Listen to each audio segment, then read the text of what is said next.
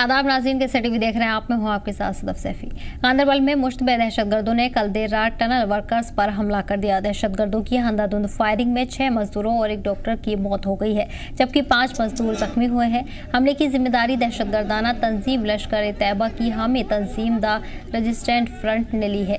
यह हमला सेंट्रल कश्मीर के गांदरबल जिले में सुरंग बना रहे एक प्राइवेट कंपनी के कैंप पर हुआ है। जम्मू कश्मीर के सीएम उमर अब्दुल्ला, मरकजी वजीर दाखिला अमित शाह, एलजी मनोज सिन्हा समेत कई लीडरान ने इस दहशतगर्दाना हमले की मजम्मत की है। गगनगीर गुंड इलाके में सुरंग बना रही कंपनी एप्को के मजदूरों के कैंप पर पहुंचकर दहशतगर्दों ने अंधाधुंध फायरिंग शुरू की थी। वारदात के बाद पूरे इलाके को सिक्योरिटी फोर्सेज ने घेरा हुआ है। बाहरी मजदूरों के कैंप पर भी एडिशनल फोर्स की तैनाती कर दी गई है। गाड़ियों की तलाशी ली जा रही है और दहशतगर्दों की तलाश में मुसलसल सर्च ऑपरेशन चलाए जा रहे हैं। बता दें कि उमर सरकार के शपथ लेने के बाद 5 दिन के अंदर बाहरी मजदूरों पर ये दूसरा दहशतगर्दाना हमला है। इस साल गैर कश्मीरियों पर ये 5वां हमला है। हमले ने यहां काम करने वाले 50,000 से ज्यादा बाहरी मजदूरों की सिक्योरिटी पर सवाल खड़े कर दिए हैं।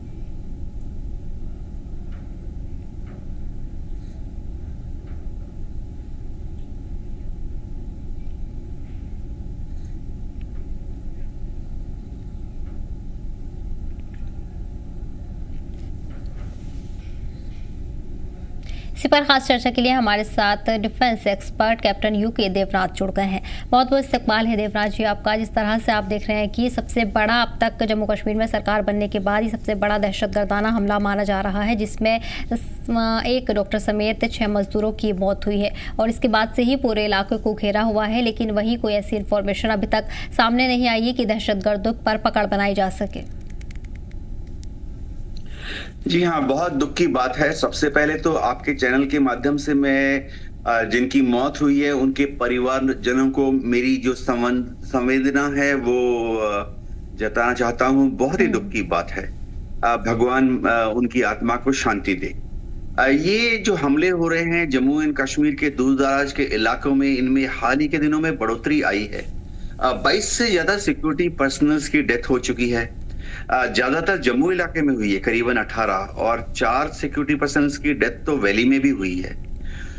जो इंटेलिजेंस के सूत्र हैं वो बता रहे हैं कि फिलहाल वैली में करीबन 80 से ज्यादा टेररिस्ट काम कर रहे हैं। ज्यादातर जो टेररिस्ट हैं वो फिलहाल स्लीपर सेल्स के मेंबर्स हैं। आज का जो हमला हुआ है, ये वाला हमला लोन वुल्फ अटैक माना जा सकता है, जिसमें कि इनको ब्रीफिंग होती है कि आप अपने गांव में, अपने कस्बे में चुपचाप रहिए, हथियार आपको मुहैया करा दिया जाएगा और जिस दिन आपको बोला जाएगा आप जाके एक हमला कीजिए, हमले के बाद गायब हो जाइए और फिर से चुपचाप हो जाइए, शांत हो जाइए। तो ऐसे लोन वुल्फ अटैक्स को जरा ढूंढना मुश्किल होता है। हाँ, टीआरएफ में द रेजिस्टेंस फ्रंट ने जिम्मेवारी ली है, जो कि लश्कर-ए-तोयबा का ही एक आउटफिट है। गौरतलब बात है कि अभी अगले महीने से ऊपर घाटी में बर्फ गिरने वाली है। पीर पंजाल के ऊपरी इलाके नीलम घाटी की तरफ सब बर्फ से भर जाएंगे। तो कश्मीर में जो पाकिस्तान से जो घुसपैठी आते हैं उनको उनकी जरा मूवमेंट कम हो जाती है बर्फबारी की वजह से।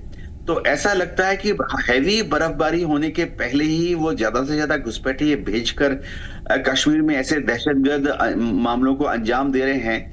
मकसद ये है, ये दिखाना कि अगर भारत सरकार ने वहां पर सक्सेसफुल इलेक्शन करा दिए, अगर लोकल लोगों को ये मौका दिया कि वो अपने वोट से अपने पसंदीदा लीडर को चुन ले, उमर अब्दुल्ला वहां बन गए हैं, उनके लीडर डेमोक्रेटिक तरीके से बन गए हैं, तो शायद ये दहशतगर्द ये दिखाना चाहते हैं कि सिचुएशन अभी भी नॉर्मलाइज नहीं हुआ। हम भारत के लोग डेमोक्रेसी में यकीन रखते हैं। हमें लगता था कि वहां ये जो इलेक्शन हुए ये लोकतंत्र का एक त्योहार है और हम थोड़े फीलिंग ऐसी थी कि आस्ते आस्ते जम्मू एंड कश्मीर में लोगों को मौका मिलेगा कि वो सामने आए, अपने नेता को चुने, अपनी पार्टी का पसंदीदा नेता चुने और अपने हाथ से देश, अपनी स्टेट का एडमिनिस्ट्रेशन करें। लेकिन ये दहशतगर्द लगता है कि ऐसे ऐसे छोटे छोटे सैबोटाज करके वो, इस बार तो बड़ा ही वाकया हो गया, करके वो दिखाना चाहते हैं कि जम्मू एंड कश्मीर में दहशतगर्दी अभी तक जिंदा है और पॉलिटिकल प्रोसेस नॉर्मलाइज नहीं हुआ। वैसे मैं बताना चाहता हूं कि मैं जेएनके में 4 साल तक था। जम्मू एंड कश्मीर पुलिस बहुत ही डेडिकेटेड फोर्स है। उनको मदद कर रही है सीआरपीएफ, बीएसएफ, इंडियन आर्मी भी, आरआर की बटालियन भी तैनात हैं।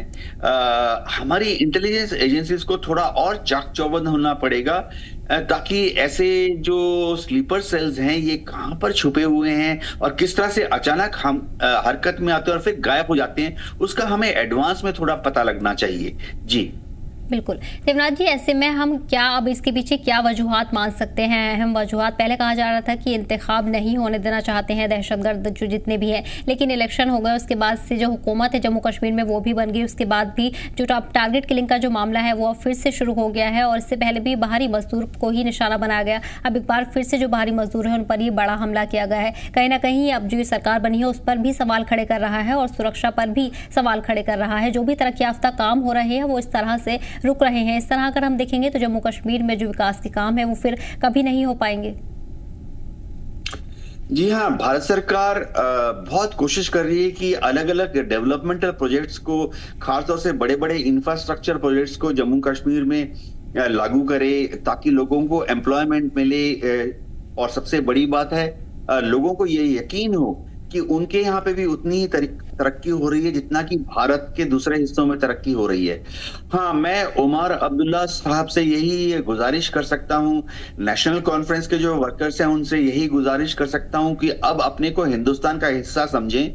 और देखिए, लोकल लेवल पर जो ह्यूमन इंटेलिजेंस होती है, वो लोकल जो सरपंच होते हैं, लोकल जो पार्टी के वर्कर्स होते हैं, किसी भी पार्टी से हो, अब नेशनल कॉन्फ्रेंस उमर अब्दुल्ला साहब की जिम्मेवारी बनती है कि वो अपने लोगों को यकीन में ले, उनको ये विश्वास दिलाएं कि अगर उनको कोई तकलीफ है, लोकल लोगों के दिल में अगर कोई शक है, शुबा है, कोई दुख है, तो आस्ते आस्ते एक डेमोक्रेटिकली इलेक्टेड सरकार उमर अब्दुल्ला को सामने आकर लोगों को यकीन दिलाना चाहिए कि अब उनको हथियार उठाने की जरूरत नहीं है, AK-47 की जरूरत नहीं है, हथगोले फेंकने की जरूरत नहीं है। वो लोग अब खुशहाली के माहौल में जीने के लिए अपने को फिर से तैयार करें। और सबसे बड़ी बात, अगर उनको किसी पर शक होता है, शुबा होता है अपने पड़ोसी पर, तो आकर इंटेलिजेंस एजेंसीज नहीं है तो कम से कम लोकल जो पुलिस थाना है वहां पर कुछ खबर दें।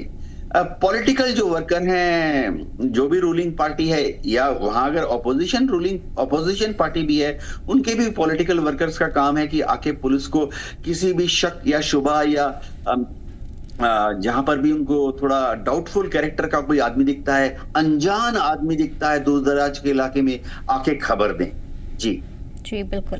देवराज जी, वैसे में सवाल ये है कि किस तरह इन हमलों से, इन दहशतगर्दाना हमलों से निपटा जा सकता है? क्या सख्त कदम मरकजी सरकार को उठाने चाहिए दहशतगर्दों के खिलाफ? जिस तरह आपने भी जिक्र किया कि 80 के करीब जो टेररिस्ट हैं वो अभी भी एक्टिव हैं और कई जो जंगलाती इलाकों में वहां पर उनके ग्रुप्स एक्टिव हैं। जी हाँ, देखिए, क्योंकि मैं खुद JNK में 4 साल था, मैं आपको दो चीजें बताना चाहता हूं। एक तो है सिक्योरिटी फोर्सेस को ब्रीफिंग ये है कि भले ही एक क्रिमिनल या दहशतगर्द हाथ से निकल जाए, लेकिन जो लोकल आम आवाम है या गांव के जो आम आदमी हैं, उनको कोई परेशानी नहीं होनी चाहिए। इसलिए होता क्या है कि जैसे सिक्योरिटी फोर्सेस जब गश्त लगाने जाती हैं, चाहे JNK पुलिस हो या RR बटालियन हो, जब वो गश्त लगाने जाती हैं या कोम्बिंग ऑपरेशन करती हैं, तो बहुत कोशिश की जाती है कि जो दूसरे गांव में के दूसरे परिवार हैं, औरतें हैं, बूढ़े हैं, बच्चे हैं, उनको कोई खौफ ना हो। भले ही एक दहशतगर्द हाथ से निकल जाए या भागने में कामयाब हो जाए।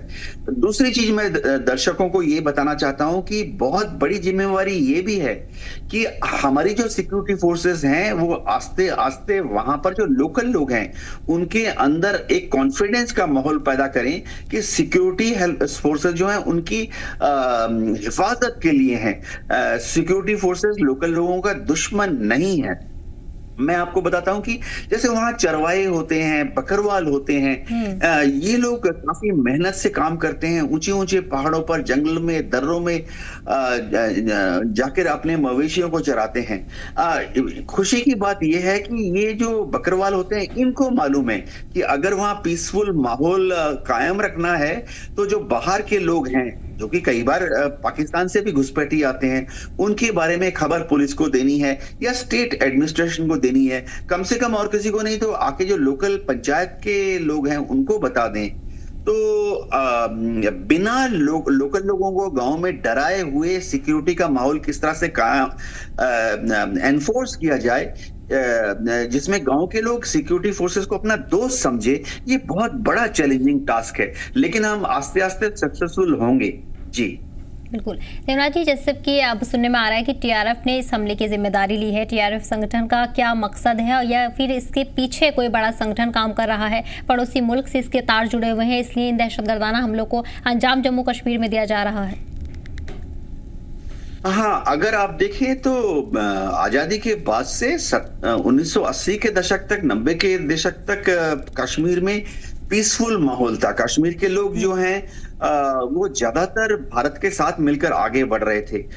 ये तो 1987, 88, 89 के दौरान वहां पर पाकिस्तान की आईएसआई ने इतनी ज्यादा लोगों को साइकोलॉजिकली गुमराह कर दिया कि अचानक से जेएनके के लोगों को, कुछ लोगों को मैं बताता हूं, आज भी जेएनके के 100 में से 90 या 95% लोग जो हैं वो भारत में खुश हैं, क्योंकि वो जब पीओके में अपने ही रिश्तेदारों को देखते हैं तो लगता है कि पीओके में तो उनके जो रिश्तेदार हैं वो बड़ी मुश्किल हालात में जिंदगी जी रहे हैं, जबकि भारत के कश्मीर में, खासतौर से वैली में जो हमारे भाई हैं, वो देख रहे हैं कि किस तरह से दूर दराज के क्षेत्रों में स्कूल खुल गए हैं, अस्पताल खुल गए हैं, सड़कें बन गई हैं, सब जगह तक मोबाइल टावर लग गए हैं, और तो और भारत सरकार कोशिश करके उनको रेगुलर वोटिंग का भी एक मौका दे रही है।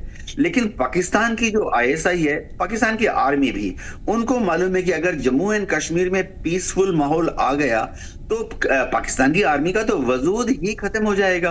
पाकिस्तान की आर्मी तो बनी इसलिए है कि वो हर बार, हर साल, हर महीने अपने देश की आवाम को और अपने पॉलिटिकल पार्टीज को, चाहे वो पीटीआई हो या पीएमएल हो, चाहे वो इमरान खान हो या शहबाज शरीफ हो, पाकिस्तान की आर्मी दिखाना चाहती है कि जेएनके को वही एक दिन मिलाएंगे पाकिस्तान के साथ। तो इस तरह की नापाक हरकत करके वो जेएनके में जो धुआं है उसको आग में बदलने की कोशिश करते रहते हैं, लेकिन वो कामयाब नहीं होंगे, क्योंकि हम लोग, भारत के जो लोग हैं, जेएनके के लोगों को अपना भाई मानते हैं। हमारी जो सेंट्रल गवर्नमेंट है वो जेएनके लोगों कि जम्मू कश्मीर के लोगों के यहाँ पर ये यकीन दिलाना चाहती है कि हम ज्यादा से ज्यादा इन्वेस्टमेंट वहां करना चाहते हैं, हम ज्यादा से ज्यादा प्रोजेक्ट्स वहां करना चाहते हैं। अभी जो गंदरबल का प्रोजेक्ट है, इससे फायदा तो जेएनके के लोगों को ही होनी है ना। जो प्रोजेक्ट बन रहा है इससे होगा, फाइनली क्या होगा कि जब सर्दियों के मौसम में ऊपर जहां सड़क जाती थी पुराने जमाने में, वहां बर्फ गिर जाती है 10 फुट, तो अब ये टनल बनने के बाद से नीचे से ही सड़क निकल जाएगी, और नवंबर, दिसंबर, फरवरी में जबकि बर्फबारी से सारे रास्ते बंद रहते थे, अब टनल के रास्ते से सब कुछ खुला रहेगा, ट्रेड होगा, व्यापार होगा। लोगों को अगर गांव में कोई बीमार पड़ जाता है तो उसको तुरंत शहर में, श्रीनगर में अस्पताल में ला सकेंगे जनवरी और फरवरी में भी। तो लोगों को समझना पड़ेगा कि हम कोई सख्त कार्रवाई नहीं करना चाहते। जी बिल्कुल। देवनाथ जी, ऐसे में क्या इसकी जरूरत महसूस अब की जा रही है? जम्मू कश्मीर में की जो सिक्योरिटी है, सुरक्षा को और ज्यादा चाक चौबंद करने की जरूरत है। जो एजेंसीज काम कर रही हैं उनको और सख्त निर्देश दिए जाए, या फिर सीआरपीएफ के जरिए जो ऑपरेशन चलाए जा रहे हैं उसमें कमांडो को तैनात किया जाए? दूर दराज के क्षेत्रों में सीआरपीएफ बटालियंस जो हैं अच्छा काम कर रही हैं। सबसे अच्छी बात है कि जेएनके पुलिस जो है, जो कि करीबन हाशिए पे चली गई थी 10 साल पहले, लेकिन पिछले 10 साल में, पिछले 5 साल में वो फिर से ऑर्गेनाइज हो गई हैं। जेएनके पुलिस के कांस्टेबल्स और ऑफिसर्स हैं, प्रोफेशनली काम करने लगे हैं। उनका जो खुफिया तंत्र है, जो लोकल इंटेलिजेंस यूनिट है, उनकी जो फीडबैक आ रही है अच्छी हो गई है। जो हमारी इंटेलिजेंस एजेंसीज हैं, चाहे वो इंटेलिजेंस ब्यूरो हो या मिलिट्री इंटेलिजेंस हो, उनकी जो ह्यूमन इंटेलिजेंस नेटवर्क अच्छा काम कर रही हैं। सिग्नल इंटेलिजेंस से कई बार हमें उनके दहशतगर्दों के बारे में, उनकी मूवमेंट के बारे में पता लग जाता है। एडिशनल फोर्सेस जरूरत के मुताबिक होम मिनिस्ट्री भेजती है। बहुत बड़ा सहयोग हम ले रहे हैं पंजाब की पुलिस के साथ से और हिमाचल की पुलिस के साथ, क्योंकि पीर पंजाल के जो दक्षिणी घाटियां हैं, दोदा है, किश्तवाड़ है, इन सब इलाके में बॉर्डर पेट्रोलिंग जो है स्टेट की, उसमें पंजाब पुलिस भी हेल्प कर रही है और हिमाचल प्रदेश की पुलिस भी हेल्प कर रही है। बहुत ज्यादा कोशिश इस तरफ की जाती है कि आस्ते आस्ते लोगों को कन्विंस किया जाए कि सिक्योरिटी फोर्सेस उनके प्रोटेक्शन के लिए है, ना कि उनको तंग करने के लिए है। जरूरत पड़ी तो देश के दूसरे भाग से और भी सिक्योरिटी फोर्सेस, अमित शाह जी हमारे होम मिनिस्टर हैं सेंटर में, उन्होंने प्रॉमिस किया है कि अगर जरूरत पड़े तो शॉर्ट नोटिस पर एडिशनल सिक्योरिटी फोर्सेस की टुकड़ियां जेएनके में भेजी जाएंगी। जी जी देवराज जी, क्या ऐसा भी है कि जो जम्मू कश्मीर की आवाम है वो सिक्योरिटी फोर्सेस को लेकर या जो भी पुलिस के अमले तैनात होते हैं भारी तादाद में, उसमें दबाव महसूस करती है? क्योंकि आपने भी इस बात का जिक्र किया है और इससे पहले भी जो ये जिक्र है सुनने में आता रहा है, और उमर अब्दुल्ला की तरफ से भी ये बयान सामने आया था इंतखाब के दौरान। उन्होंने कहा था कि जो पुलिस का दबाव है, जो मिलिटेंसी का दबाव है, उसको कम करने की कोशिश करेंगे और एक आज़ाद तरीके से जो जम्मू कश्मीर की आवाम जिस तरह रहना चाहती है उसको वो आगे बढ़ाने की कोशिश करेंगे। लेकिन ज़रूरत के तौर पर हम देखें तो उसकी सख्त ज़रूरत महसूस की जा रही है। जी हाँ, मैं आपको 20 साल या 10 साल पहले जब दहशतगर्द बहुत ज्यादा तादाद में अपने को दिखाने लगे थे और हर रोज खबर ऐसी आती थी कि फलाने फलाने गांव में छुपा हुआ है, तो कार्रवाई ये की जाती थी कि गांव को घेर लिया जाता था। उसके बाद 1 या 2 या 3 कॉलम बनाकर गांव के अंदर घुस के हाउस टू हाउस सर्च किया जाता था। तो इससे देखिए, हम फौज में या सिक्योरिटी फोर्सेस में जो है, हम मनोवैज्ञानिक तंत्र से भी देखा कि इससे समझिए कोई दहशतगर्द पकड़ा गया, कोई खबर मिली, वो तो ठीक है, लेकिन गांव के लोग परेशान हो जाते थे। और फिर क्या होता था कि उनको अगर दहशतगर्दों के बारे में पता भी होता था, वो नहीं बताते थे, क्योंकि वो उनको लगता था कि सिक्योरिटी फोर्सेस बेवजह उनके गांव में घुसकर उनको तंग कर रही हैं, उनको दबाने की कोशिश कर रही हैं। औरतें, महिलाएं, बच्चे बहुत परेशान हो जाते थे। तो अब ये बहुत सोची समझी कार्रवाइयां की जाती हैं, जब तक कि बहुत ही स्पेसिफिक इंटेलिजेंस ना हो कि 100% करेक्ट इंफॉर्मेशन है, सही घर पता है, सही टाइम मालूम है, तभी आजकल सर्च एंड कॉर्डन ऑपरेशन की जाती है, बहुत सोच समझ के। मैं एक कहीं से एक अफवाह आ गई, इसके बेसिस पे कोई भी दौड़ के गांव को नहीं घेरता है। हम चाहते हैं कि गांव के लोग परेशान ना हो, गांव के लोग ये कभी ना सोचें कि हमारी सिक्योरिटी फोर्सेस जो हैं वो उनके अपने लोग नहीं हैं। देखिए, कॉन्फिडेंस बिल्डिंग मेजर्स ली जा रही है, वहां पे एक सेवा भावना भी सिक्योरिटी फोर्सेस डालने की कोशिश करती हैं। गांव के लोगों के लिए अस्पताल चलाए जाते हैं, गांव के जो लोग हैं वहां सिक्योरिटी फोर्सेस जाके छोटी छोटी एजुकेशन प्रोग्राम चलाते हैं। गांव के लोगों को छोटी छोटी जो गांव को साफ करना, गांव में जो पानी का सिस्टम है उसको ठीक करना, ऐसी चीजों में मदद की जाती है, ताकि गांव के लोगों को ये ना पता फीलिंग हो कि ये सिक्योरिटी फोर्सेस बाहर से आई हैं। हम चाहते हैं कि गांव के लोग ये यकीन करें कि सिक्योरिटी फोर्सेस भी उनके अपना ही हिस्सा है, उनकी हिफाजत के लिए है, इसलिए कड़ी कार्रवाइयों को अवॉइड किया जाता है। जी बिल्कुल ठीक है देवनाथ जी, आप बने रहिए हमारे साथ और ज्यादा जानकारी के लिए हमारे नुमाइंदे नूरुल अमीन भी जुड़ गए हैं। नूर, जानना चाहेंगे फिलहाल क्या कुछ तफसीलात मिल रही हैं, किस तरह के हालात अब बने हुए हैं, क्या कुछ जो कार्रवाई है वो अब तक की गई है?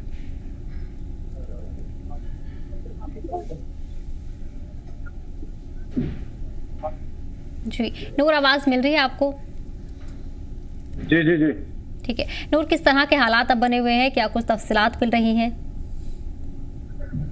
जी, अगर हम बात करेंगे कल का जो ये इंसिडेंट है जो गगनगीर सोनमर्ग गांधरबल में पेश आया, जिसमें 7 अफराद की मौत हुई, उसमें एक जिला बड़गाम का डॉक्टर भी था, डॉक्टर शहनवाज डार, जो कि नायदम बड़गाम में रहते हैं। हम उसके रिहाइश घर के बाहर हैं, तो यहाँ पर जो है पूरे इलाके के लोग जमा हो चुके हैं। हालांकि अभी डॉक्टर साहब की लाश जो है वो घर नहीं पहुंची है, और आखिरी रसूमात जो है उसके लिए यहाँ पर लोग जो है जमा हो रहे हैं। और ये कहा जाता है कि डॉक्टर साहब की जो बेटी है उसकी 4-5 दिन पहले जो है शादी थी और आज उनको वहां से वापस घर आना था, लेकिन ये इंसिडेंट होने के बाद जो है यहाँ पूरा इलाका जो है मातम में यहाँ पर चला गया है और पूरे इलाके के लोग यहाँ पर इस वक्त मौजूद हैं। यहाँ पर मकामी लोगों के साथ हमने बात की, उन्होंने कहा कि ये जो इंसिडेंट हुआ कल ये इंसानियत को जो है खत्म कर देता है ये इंसिडेंट, और ऐसे इंसिडेंट्स नहीं होने चाहिए। उन्होंने इंतजामिया से अपील की है कि इस केस की तह तक जाए और इसकी पूरी तौर इन्वेस्टिगेशन होनी चाहिए।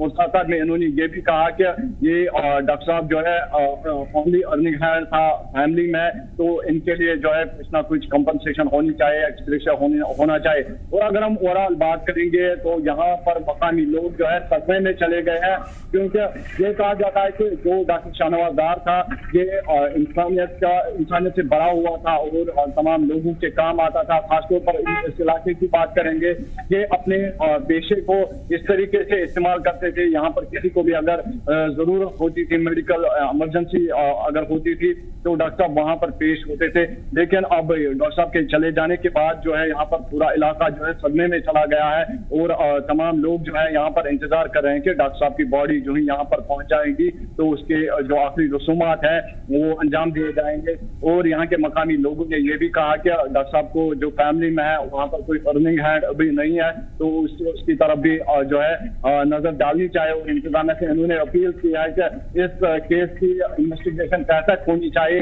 ताकि जो भी इस अटैक के पीछे लोग मुलव्वस होंगे तो उनको सजा मिलनी चाहिए। जी बिल्कुल। नूर, मकामी लोगों की तरफ से क्या कुछ कहा गया है? आसपास लोग मौजूद हैं, उनसे भी जो इन्फॉर्मेशन है वो लेने की कोशिश आप करेंगे? जी, मकामी लोगों के साथ हमने बात की तो फिलहाल उन्होंने जो है डॉक्टर साहब की जिंदगी जो है उस पर नजर डाली और डॉक्टर साहब के जाने के बाद जो है इन्होंने कहा कि पूरे इलाके को नुकसान हो गया है, क्योंकि डॉक्टर साहब पूरे इलाके को जो है काम आते थे। और साथ साथ में इन्होंने कल का जो इंसिडेंट जो अटैक था तो उसकी मजम्मत की और इन्होंने कहा कि उसमें जो नॉन लोकल्स की जान भी चली गई तो वो भी कहीं ना कहीं ह्यूमैनिटी पे जो है एक सवाल खड़ा कर देता है। और इन्होंने कहा कि ऐसे जो वाक़ात हैं ये सामने नहीं आने चाहिए, इस पर इंतजामिया को जो है लगाम कसनी चाहिए और ऐसे जो इंसिडेंट्स होते हैं इन इंसिडेंट्स को वादी कश्मीर से दूर करने चाहिए इंतजामिया। और मकामी लोगों ने ये कहा कि जो डॉक्टर साहब थे या जो नॉन लोकल्स थे ये अपनी रोजी रोटी के लिए जो है काम पे थे, ड्यूटी पे थे, तो इनकी क्या खता थी कि इनको मारा गया। कल का अटैक जो है इन्होंने कंडम किया और स्ट्रांगली कंडम किया और इन्होंने कहा कि इन तमाम लोगों को जो है इंसाफ मिलना चाहिए, चाहे वो लोकल हो या नॉन लोकल हो, सबको इंसाफ मिलना चाहिए और इस केस की पूरी तौर इन्वेस्टिगेशन होनी चाहिए। बिल्कुल। नूर, ऐसे में जो डॉक्टर के घर वाले हैं उनकी तरफ से अभी तक क्या कुछ कहा गया है? क्योंकि अगर बाहरी मजदूरों की हम बात करें तो वो दूसरी रियासतों के मजदूर थे, लेकिन अगर डॉक्टर की बात करें तो वो कश्मीर के रहने वाले हैं, जहां टारगेट किलिंग अगर इससे कहा जा रहा है तो कश्मीर के रहने वाले भी इसमें शामिल है। जी, अगर हम बात करेंगे डॉक्टर साहब की जो फैमिली मेंबर्स जो है वो बात करने की सूरत में नहीं है, हालांकि उनके जो रिलेटिव्स हैं उन्होंने बात की और उन्होंने कहा कि जो डॉक्टर साहब की किलिंग है तो चाहे वो डॉक्टर साहब की किलिंग है या नॉन लोकल्स की किलिंग है, ये इंसानियत को जो है शर्मसार कर देता है ये वाकया। और ऐसी टारगेट किलिंग जो है ये बंद होनी चाहिए। इंतजामिया को ऐसे स्टेप्स लेने चाहिए कि जम्मू कश्मीर में कहीं पर टारगेट किलिंग ना हो, क्योंकि अगर हम बात करेंगे, अगर हम कश्मीर डिवीजन की या जम्मू डिवीजन की बात करेंगे, अभी तक ऐसे वाक़ात जो है बहुत दफा रोनुमा हुए हैं। हालांकि इस पर कदगन लगी है लेकिन अभी भी जो है कहीं कहीं ऐसे वाक़ात सामने आते हैं। तो मकामी लोग यही चाहते हैं कि ऐसे वाक़ात सामने नहीं होने चाहिए, क्योंकि ये इंसानियत का कत्ल है। क्योंकि एक निहत्ते इंसान को अगर मार दिया जाता है वो पूरी इंसानियत का कत्ल होता है, ये इस्लाम में भी है। तो अगर हम देखेंगे ओवरऑल जो बात करेंगे लॉस ऑफ लाइफ जो इस वक्त हो रहा है और कल शाम को जो ये 7 जाने चली गई है, ये अपने घर के लिए बाहर निकले थे, घर के लिए काम के लिए निकले थे। चाहे डॉक्टर साहब की हम बात करें गवर्नमेंट एम्प्लॉय था या नॉन लोकल लेबरर्स वहां पर थे, तो हर कोई जो है अपने पेट को पालने के लिए जो है घर से बाहर निकलता है, अपने खानदान को, अपने अयाल को जो है पालने के लिए निकलता है। तो ये भी अपना जो फराइज है वहां पर अंजाम दे रहे थे और कल रात जो ये वाक़ा पेश आया तो उससे पूरा इलाका जो है सदमे में चला गया है। हालांकि इंतजामिया की अगर हम बात करेंगे, डिफेंस की बात करेंगे, उन्होंने जो है ये कहा है कि इस मामले पर हम जो है चुप नहीं बैठेंगे और इस पर कड़ी कार्रवाई होगी। और कल से हम देख रहे हैं गगनगीर सोनमर्ग गांधरबल में जो है सर्च एंड कॉर्डन ऑपरेशन जो है वो वहां पर चल रहा है। तो अभी तक वहां से कोई ऐसी अपडेट सामने नहीं आई है कि क्या वहां पर कोई मिलिटेंट है कि नहीं है। हालांकि अगर हम बात लोकल्स की करेंगे, यहाँ इलाके की बात करेंगे, इन्होंने कहा कि तमाम लोगों को इंसाफ करना चाहिए। बिल्कुल ठीक है नूर, तमाम जानकारी के लिए आपका बहुत बहुत शुक्रिया। और हमारे साथ गेस्ट जुड़े हुए हैं देवनाथ जी। ऐसे में अगर देखा जाए तो ये पूरे इलाके में दनादन गोलियों की बौछार की गई है, फायरिंग कैंप को घेर कर फायरिंग की गई है। लेकिन ऐसे में हम सुनते हैं कि जो नाके हैं, पुलिस के नाके हैं, सीआरपीएफ के नाके हैं, वो जगह जगह पर लगे हुए हैं। जो सेंसिटिव एरिया है वहां पर लगे हुए हैं। तो घुसपैठ जंगलों तक तो की जाती है, लेकिन जो ये अंदरूनी एरिया है उसमें किस तरह से घुसपैठ दहशतगर्द कर पाते हैं? हैरानी की बात यह है कि गांधरबल का जो एरिया है, सोनमर्ग गगनगीर का जो एरिया है, ये पिछले 10-15 साल से थोड़ा पीसफुल था। ज्यादातर दहशतगर्दी की जो खबरें आती थी वो दक्षिण कश्मीर से ही आती थी। अब ये जो नई डेवलपमेंट हुई है इसके हिसाब से तो भविष्य में थोड़ी सी, जैसे रोड ओपनिंग पार्टीज हैं उनको फिर से एक्टिवेट करना पड़ेगा। टीसीपीज होती थी, ट्रैफिक चेक पॉइंट्स, उनको फिर से एक्टिवेट करना पड़ेगा। इससे लोकल लोगों को ही दिक्कत होगी। और दहशतगर्द यही चाहते हैं, दहशतगर्द ये चाहते हैं कि जब वो इस तरह के मामले को अंजाम दें तो सिक्योरिटी फोर्सेस जो हैं अपनी कार्रवाइयों को और थोड़ा कड़ी कर दें, जिससे कि लोकल लोगों को और ज्यादा परेशानी बढ़ जाए। वो सोचते हैं, दहशतगर्द सोचते हैं कि जब लोकल लोगों की परेशानियां बढ़ेगी तो शायद लोकल लोग जो हैं वो एडमिनिस्ट्रेशन के खिलाफ हो जाएंगे, सिक्योरिटी फोर्सेस के खिलाफ हो जाएंगे। ऐसा उनका सोच है। लेकिन मैं उम्मीद करता हूं कि अब जब वहां पर उमर अब्दुल्ला आ गए हैं, उनकी जमीनी पकड़ अच्छी है, उनके पार्टी के वर्कर्स, नेशनल कॉन्फ्रेंस के वर्कर्स बहुत ही डेडिकेटेड हैं। वो जमीन पर रहकर काम करने वाले लोग हैं। तो मैं उम्मीद करता हूं कि गांव-गांव में, छोटी छोटी पंचायतों में जो नेशनल कॉन्फ्रेंस के जो एक्टिव मेंबर हैं वो मिलकर दहशतगर्दों के खिलाफ एक हवा चलाएंगे और गांव के लोगों को भरोसा दिलाएंगे कि वो दहशतगर्दों को अपने यहाँ पनाह ना दें। दहशतगर्दों को जो लॉजिस्टिक सपोर्ट है, रहने की जगह हो या खाना हो या पानी हो, ना दें। ऐसा करते ही आप देखेंगे घाटी से दहशतगर्द बहुत जल्दी खत्म हो जाएंगे। क्योंकि दहशतगर्द कहीं पे भी चुने रहें, घाटी में उनको 3 चीजें चाहिए। उनको रात को रहने के लिए एक झोपड़ी चाहिए, उनको खाना चाहिए, और सबसे बड़ी बात जो लोकल लोग हैं वो उनको छुपा के रखें। अगर ये 3 चीजें चली जाएं तो घाटी में दहशतगर्दी पनप नहीं सकती। और मैं उम्मीद करता हूं कि जब फिलहाल इस चर्चा में इतना ही। बहुत बहुत शुक्रिया आपका हमारे साथ जुड़ने के लिए और अपना कीमती वक्त देने के लिए। और इस दौरान कविंदर गुप्ता क्या कुछ कह रहे हैं, आइए सुनते हैं। देखिए, कुल मिलाकर के देखें तो पाकिस्तान प्रायोजित जो आतंकवाद है उसके कायरता पूर्ण रूप है।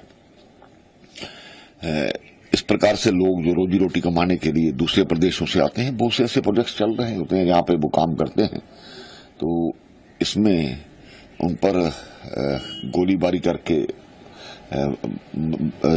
निहत्थे मजदूरों को मारना कहाँ की सियानत है। कुल मिलाकर के पाकिस्तान अभी भी लगा हुआ है, जैसे जम्मू कश्मीर में ठीक प्रकार से इलेक्शन हो गए, अच्छा माहौल वहां पर बना, वो यहाँ का माहौल बिगाड़ना चाहता है। और ये दुखद घटना है। और जो किस प्रदेश से थे, कहाँ से थे, ये तो दूसरी बात है, लेकिन जो यहाँ पर अपनी रोजी रोटी कमाने के लिए आए हुए हैं उन पर इस प्रकार से करना गलत है।